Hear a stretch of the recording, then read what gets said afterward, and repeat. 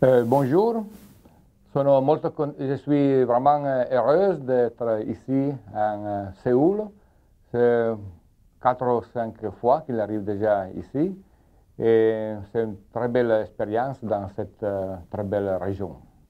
J'arrive de l'Italie, en particulier dans le nord-ouest d'Italie, au Piémont s'appelle cette région. C'est une région très particulière. C'est une région qui n'a pas une caractéristique méditerranéenne, mais c'est une région qui a une caractéristique un peu plus continentale. Pourquoi nous sommes à côté des Alpes, les montagnes, qui fait la division de l'Italie à la France. Et à le nord, nous avons la Suisse. J'arrive d'une famille de viticulteurs. Nous sommes plusieurs générations qui nous font ce travail dans ma famille. Et aujourd'hui, nous sommes déjà aussi une autre génération qui est après nous. Aujourd'hui, sommes moi, mon frère et mon fils qui a terminé l'école d'énologie et commence à travailler à la propriété.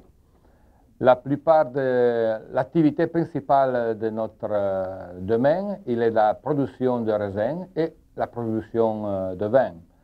Tout le vin qui vient commercialisé, il vient produit avec les raisins que nous avons à la propriété. Nous n'achetons rien sur le marché.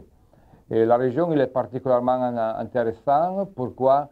Il y a une production de cépages blancs, mais aussi de cépages rouges.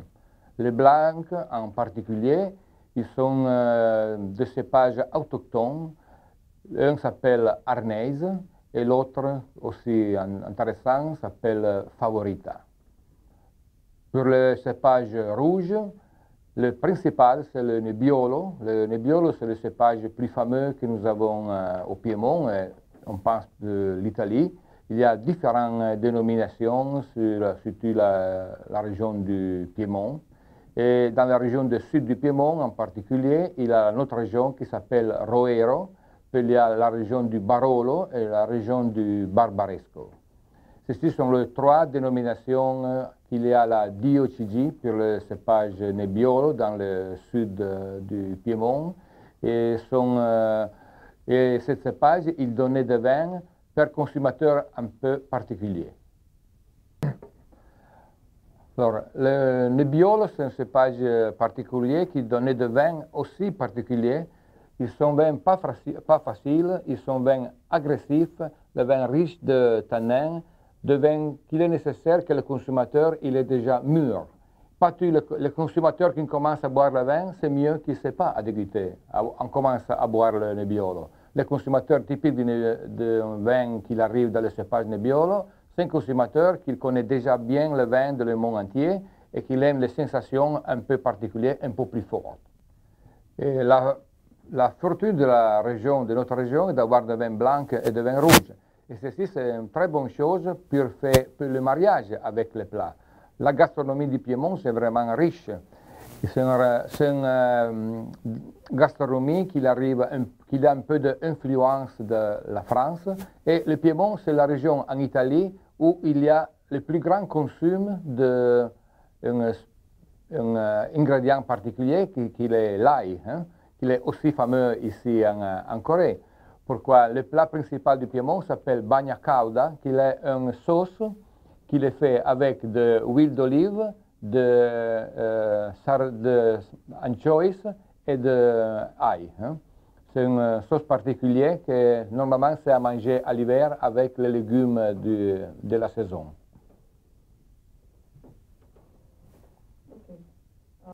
Alors, toute la production de vin de notre région, il est fait dans les collines, il n'est pas à la plaine. Et ceci, c'est une chose particulière, pourquoi il donnait des vins de haute qualité, mais aussi il a donné l'occasion à tous les vignerons comme moi de respecter particulièrement le sol et la région. Aussi, dans notre région, il n'y a pas seulement la cultivation de raisins, mais il y a aussi un très bel phénomène de tourisme pour la gastronomie. La plupart des visitateurs de notre région, ils sont des gourmets, ils sont des consommateurs qui aiment beaucoup manger et boire à un bon niveau. Et ceci, c'est une chose vraiment intéressante pour les vignerons comme nous, comme tous mon collègues. Aujourd'hui, les bons vins, ils sont dans le monde entier. Mais aujourd'hui, un bon vin, il est aussi un vin correct. Un vin qui respecte le sol, qui respecte la tradition. Et le sol, il est l'élément particulier d'une région. Pourquoi le sol qui se trouve dans mon région qui s'appelle Roero, il est différent de la Bourgogne, il est différent de la Champagne, différent de la Chianti. Ceci est une chose vraiment importante. Et alors, c'est respect du sol, c'est-à-dire avoir un petit peu seulement d'use de chimiques. La plupart, c'est nécessaire qu'ils sont des cultivations organiques qui respectent cette situation.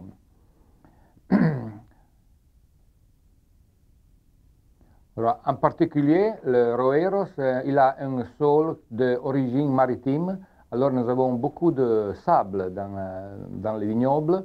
Et le sable donne les caractéristiques de vin particuliers. Il y a vraiment de très bons arômes, fraîches.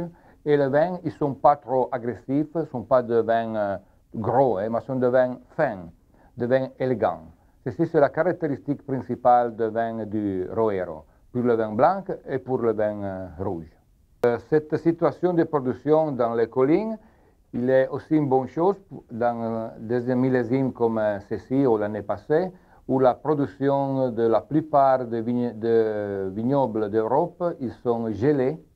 Pourquoi le froid, il a créé de grands problèmes. Mais la production dans les collines, ils sont protégés. Pourquoi le gel, il ne monte pas, mais il reste à là-bas, dans les vallées. Et au Piémont, normalement, il n'a pas la cultivation de la vigne à là-bas. Pourquoi déjà un temps, il avait le problème de gel. Et la tradition, il a dit qu'on plantait la vigne seulement dans la part plus haute de la colline, qu'il est protégé dans cet agent ambiental. Tu as compris? Alors, cette année, en France, en Italie, dans les régions plates, il y avait beaucoup de problèmes pour le gel. Les petites plantes, ils sont foutus cette année. Et au Piémont, nous avons une tradition de cultivation de vignoble en haute dans les vignes. Pourquoi en haute, nous avons la température plus haute. Il est moins froid. Et le gel, il n'arrive pas. Le gel, il reste à là-bas dans les vallées. Et la tradition, de l'histoire de la région, on dit aussi qu'il a planté normalement le cépage rouge plus important comme le Nebbiolo, le Barbera, dans la part plus haute de la colline, qu'il y a l'exposition plus chaude, plus à sud, au ouest. Pourquoi, comme ça, le raisin, il mûre mieux. Et les cépages blancs, ils sont implantés à l'est, ou aujourd'hui qu'il est monté la température dans le monde entier, aussi un peu à nord, pour avoir plus de fraîcheur et de bonne acidité sur le vin blanc. Notre production, il est presque 60% de cépages blancs et 40% de cépages rouges. Et notre marché principal, ce n'est pas l'Italie, mais c'est l'extérieur. Nous sommes presque 70%, 70% à l'extérieur et 30% en Italie. Alors, aujourd'hui, nous sommes à déguster 5 différents de notre vin. Nous avons une grande sélection d'étiquettes qui est dans notre production. Et la plupart sont blancs, mais aussi nous avons des rouges, des vins secs, mais des vins doux, le vin pour le dessert.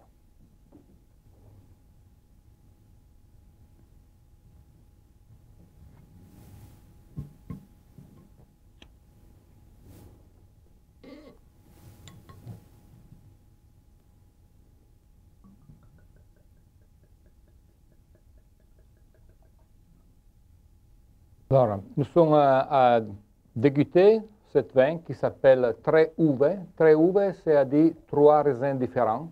Pourquoi ceci? C'est un assemblage de Arneise, le cépage autochtone de notre région, et de Chardonnay et de Sauvignon blanc. Le vin, il vient affiné dans le fût pour presque 12 mois, séparé par variété, et après il vient mélangé et il fait la mise en bouteille. Ceci c'est un vin de le millésime 2009. 2009, pourquoi cette vin? C'est un vin intéressant à garder pour beaucoup d'années. Il est aussi intéressant pour 20 ans, pourquoi il a une évolution en bouteille exceptionnelle. Le nez, c'est un nez déjà complexe, il a déjà quelques années de bouteille. La couleur, c'est déjà un peu paille, hein, couleur de la paille.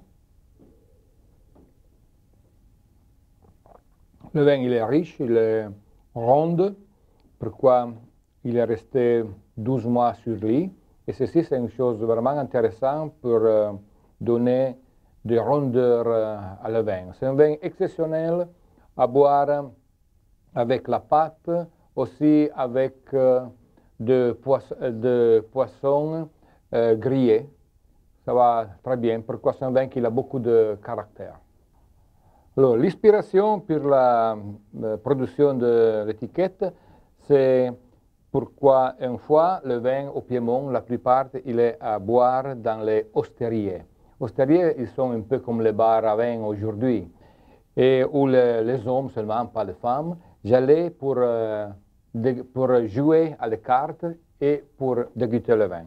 Ceci, c'est une carte de jeu typique du Piémont, une carte de tarocchi. Nous sommes passés à déguster un autre vin, s'appelle Boucante. Boucante, c'est un assemblage de Arneise, le cépage typique de notre région, et de Muscat, l'autre cépage blanc vraiment fameux du Piémont. C'est un vin dessert, un vin typique, un vin dessert typique de notre région. Il est un peu pétillant, il est un vin très aromatique, un vin exceptionnel à boire dans la journée, mais aussi à boire avec le dessert qu'il y a de fruits.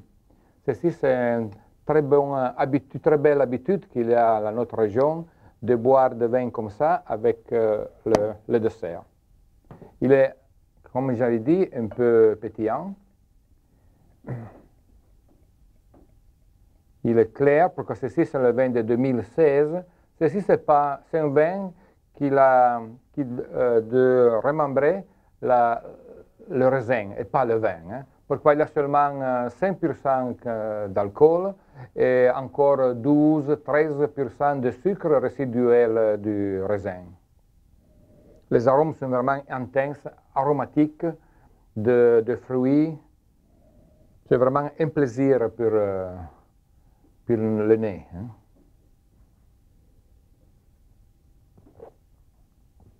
C'est un vin très doux, mais il a l'acidité aussi haute.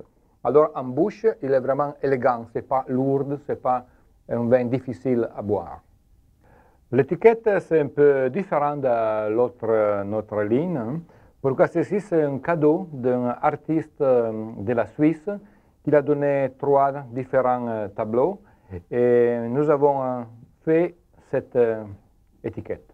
C'est fait sur la seta, sur le tissu, et c'est réalisé avec la technique batik. Alors, nous sommes à déguster la dénomination plus importante que nous avons dans notre région, la dénomination Roero. Roero, il est fait 100% avec le cépage Nebbiolo. Le Nebbiolo, on fait le Roero, mais il fait aussi le Barolo, le Barbaresco, à quelques kilomètres de notre région. Ceci, c'est un millésime 2009. 2009, c'est un millésime vraiment intéressant, vraiment élégant pour cette vin. L'étiquette, c'est une chose particulière. Pourquoi le design, il représente la carte de Tarok, c'est la carte de la rue de la Fortune.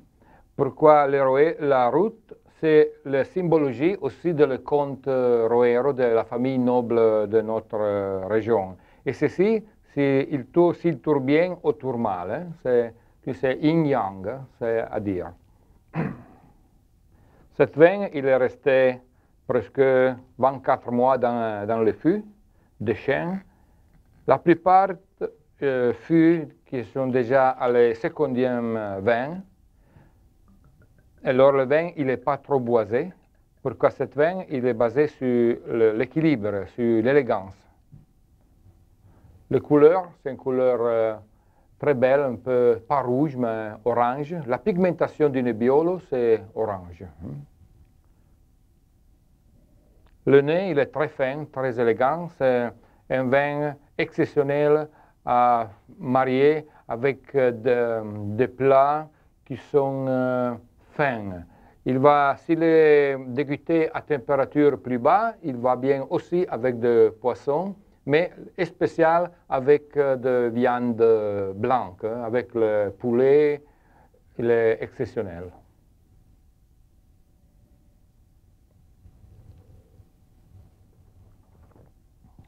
En bouche, nous avons l'impression particulière du Nebbiolo. La caractéristique du Nebbiolo, c'est le tanin. Alors c'est un vin un peu agressif. Le Nebbiolo, ce n'est pas un vin à boire dans la journée. Le Nebbiolo, c'est un vin à boire avec les plats, avec la bonne cuisine. Ceci, c'est vraiment important. Pourquoi la fonction de tanin, c'est de purifier la bouche, spécialement avec des plats qui sont un peu gras. Le Roero, c'est un vin à garder pour beaucoup d'années. Normalement, c'est mieux boire un vin qui a minimum 4-5 ans, mais s'il y a 10, c'est encore mieux. Pourquoi? Plus le vin il évolue en bouteille, plus le vin il vient rond et le tanin il est bien fondu dans le vin. Nous sommes passés à un autre Roero. Ceci est très intéressant. Pourquoi? C'est un cru qui s'appelle Renesio. Renesio, c'est le cru historique de notre région.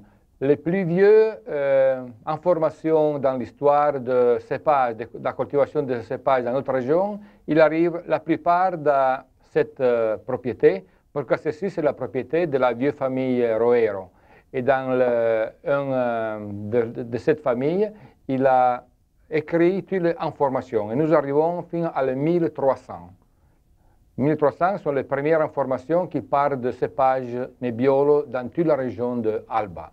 Alba, c'est la capitale de notre district. Ceci, c'est un très bon millésime, c'est 2010. 2010, c'est un millésime exceptionnel pour toute l'Italie, et pas seulement pour le Piémont. Nous avons encore 100% Nebbiolo, mais ceux-ci sont les vignobles plus vieux qu'il a aujourd'hui notre famille. Plus vieux, c'est-à-dire un vin qui a une qualité très haute presque toute l'année. Pourquoi les vieux cépages, ils donnaient normalement un vin équilibré, aussi dans des conditions météorologiques un peu particulières. Il est plus riche. La couleur, c'est à voir. Il a encore une couleur orange, un peu plus intensif respect à le 2009. Pas pourquoi il est plus jeune, mais pourquoi il est un cépage, il est un millésime un peu plus riche. Cette propriété en particulier, il y a un sol très riche de calcaire. Le calcaire, normalement, il donnait un peu plus de tanin et aussi un peu plus de couleur. Le nez, il est plus complexe respect à l'autre Roero 2009 que nous avons dégusté. Un nez un peu plus complexe, oui, mais un peu plus difficile. Il a des sensations un peu plus fortes. Alors, quand il a des sensations comme ça, c'est possible mettre cette vin avec des plats un peu plus forts. Comme avec la cuisine coréenne, c'est exceptionnel. Pourquoi aussi s'il y a des plats riches d'épices ou d'ail, ça va bien. Pourquoi ceci, c'est un vin qui marche bien avec des plats comme ça.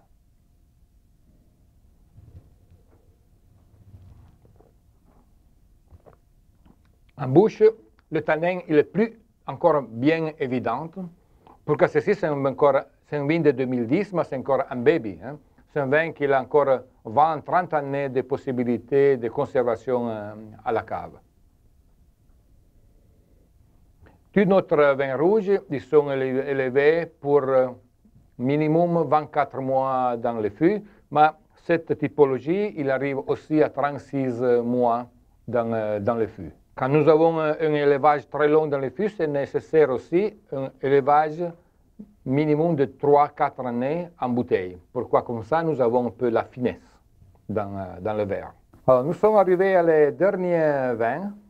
C'est un vin encore vin dessert, comme l'autre vin qui s'appelle Boucante. Ceci se fait avec un autre cépage. Le cépage, c'est le Bracchetto Lungo. C'est un cépage particulier. Pourquoi le raisin qui est long comme ça, il arrive à 40 cm. Hein? Et le raisin, il est vraiment très bon à manger aussi. Et il est très, très aromatique. La différence, il est que ceci, il est rouge, et l'autre vin que nous avons dégusté, il est un vin blanc. Alors, ceci, c'est un vin que nous seulement, normalement, j'ai à donner à notre client dans notre hôtel à la matin, hein, pour le petit déjeuner. Pourquoi c'est un vin fraîche, il a un petit peu d'alcool, il est très bon, intéressant à la matin, pourquoi donner de l'énergie à le consommateur. Il a seulement un petit peu d'alcool, seulement 5,5. Et alors, ce n'est pas un problème à boire déjà à le réveil. Hein. La couleur, c'est encore orange, hein, comme le Nebbiolo, un peu moins intensif. Il est un peu gazeuse, hein, pourquoi il est la réfermentation que cette vin on fait dans le tank fermé, close. Les arômes sont vraiment fraîches, doux, remembrent un petit peu les fraises et un petit peu la crème de pâtisserie. Hein. C'est un vin très intéressant à boire dans les jardins à l'été quand il fait chaud, avec de bons amis naturellement, mais aussi avec tous les desserts qu'il y a de fruits. Il est pas mal aussi avec dessert qu'il y a le chocolat.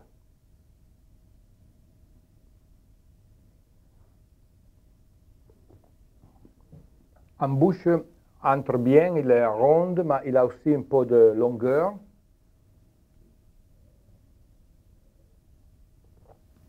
C'est à boire cette vin à température un peu basse, à 6-7 degrés d'alcool, à 5-16 degrés de température. Comme ça, nous avons plus l'impression de fruits à le nez et moins agressif l'alcool, aussi s'il y a un petit peu seulement. Enjoy Madeira Combe!